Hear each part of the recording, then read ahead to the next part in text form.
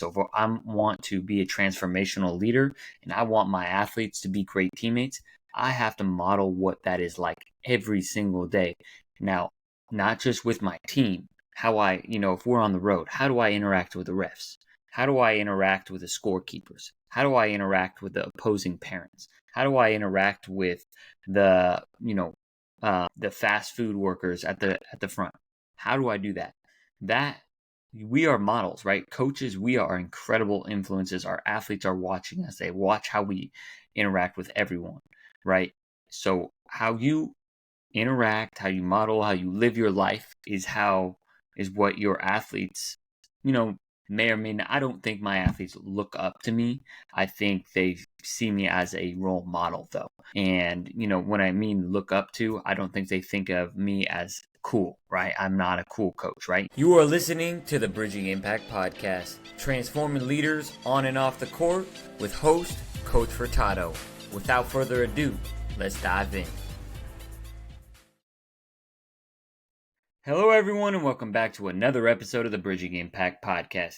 And today, our guest of the day is a solo episode. And so you'll get solo episodes from here on out in July due to me traveling. I'm going to Portugal next week. And actually, I'm going to Portugal tomorrow. And in the last 2 weeks of July, I got some camps rolling, so I won't be recording on the pod. However, I am committed to getting you all content every single week for the podcast. And today, what I want to talk about is transformational leadership and how you can be a transformational coach.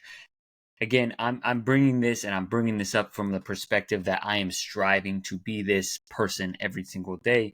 Am I always perfect? No. I'm going to give 3 tangible tips you can take with you that will hopefully help you serve as kind of a mindset shift when it comes to your coaching and your coaching style and philosophy. So let's dive into the first tip is you have to play the long game. And I think this is the hardest thing to do because it is the easiest thing to say we are going to do. And in reality, when you it really is going to come down to the environment you create every single day, right? If you are participating in an environment, it is very hard to go against the grain of what the herd is doing in that environment.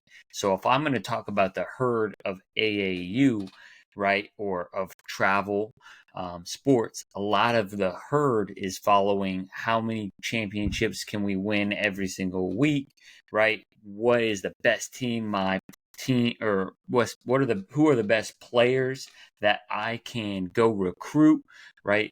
All those little things, because it gives us this false sense of self when we're the best 8th grade team in the US or whatever it is, right? If you are going to be competing in a organizational travel ball that where you want to compete over and over and over again, then you're going to have this short-term focus of, well, I'm not focused on developing athletes. I'm actually focused on winning.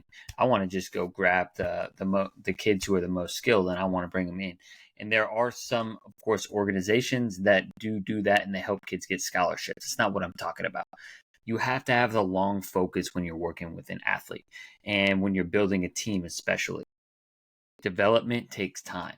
If I look at the athletes that have made the most amount of progress since I first started working with them, are the ones who have been with me for at least a year, if not 9 months.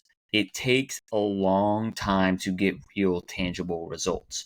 And I'm going to kind of break down a little bit behind why I feel like we've been so successful at getting people results.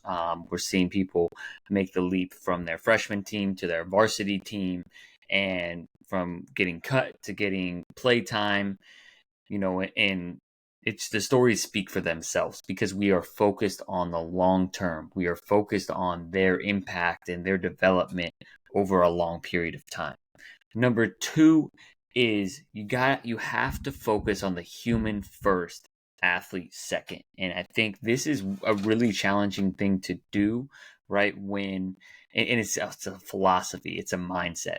Because when you come to practice, right, You only have 90 minutes for a lot of coaches. A lot of coaches, it's only 2 times a week, right? And so it can be incredibly challenging to find and connect with athletes in that amount of time. So it's like, well, Coach Furtado, I don't understand. I don't really have the time to do that. I don't have the time to get to know every single kid in a 90-minute practice window. And you're probably right. You probably don't have time. And so if you want to be in a transformational coach, which is what I genuinely believe all coaches should get into, youth sports coaching, right? I'm not talking about pro performance coaching. That's a little bit different. I'm talking youth coaching, which includes high school basketball. High school basketball is youth basketball. You should be in it for a human's long-term development. And that means you have to put the human first. You have to understand what makes them tick, right? You have to ask them questions. You have to know family dynamics. You have to recognize how they want to be coached, right? Do they need a kick in the butt, right? Do they need a softer touch, right? That's going to be up to you and you kind of figuring it out and getting to know them. And there's no cookie cutter answer for every single athlete. You have to put in the work. You have to get to know them, right? Easiest ways to get to know your athletes before practice, right? Arrive 15 minutes early. Try to talk to as many as you can. Joke, laugh, have fun with them, right? Try and stay 15 minutes after practice, right? And connect with players on what they can continue to get better at, right? And just continue, right? It's just like little windows of opportunity. Try to take advantage of them. So if you're at a tournament, right? If you're a travel ball coach, right?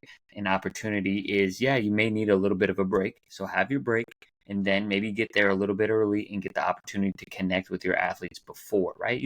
Doesn't mean, right, when you're connecting with an athlete, doesn't mean you have to have some deep, meaningful conversation.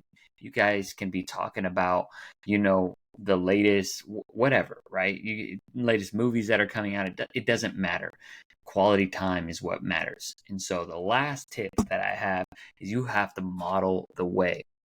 Whatever characteristics you are teaching, right, to be a transformational leader, right, we build those relationships first with a long-term focus. And then lastly, we have to continue to model the way. So if I want to be a transformational leader and I want my athletes to be great teammates, I have to model what that is like every single day. Now, not just with my team, if we're on the road, how do I interact with the refs? How do I interact with the scorekeepers? How do I interact with the opposing parents? How do I interact with the fast food workers at the front? How do I do that? That we are models, right? Coaches, we are incredible influences. Our athletes are watching us. They watch how we interact with everyone, right? So how you interact, how you model, how you live your life is what your athletes, may or may not. I don't think my athletes look up to me. I think they see me as a role model, though. And, when I mean look up to, I don't think they think of me as cool, right? I'm not a cool coach, right? You may be a coach that's a little bit cooler than I am. I don't claim to be cool. That's not me, right? Model the way in an authentic way to you. And so those are my 3 tips for you all this week. Again, number 1 is playing the long game. Number 2 is putting the human first, athlete second. And number 3 is to model the way. Those are 3 tangible tips that can help you become a transformational leader every single day as a coach. Remember, it's a lifelong journey. You're not going to be perfect. So try and do your best each day. See what you do well, and then figure out what you can improve upon. Appreciate you all for listening to this episode. Next week's episode will be a fun one. I am traveling to Portugal, and I am going to constrain myself. I'm going to find 3 different ways that next week's travel has helped me become a better coach, and I'm going to share that with you all next week. So I will be in your ears and eyes next week. Coach Furtado out. Thank you for listening to this episode of the Bridging Impact Podcast.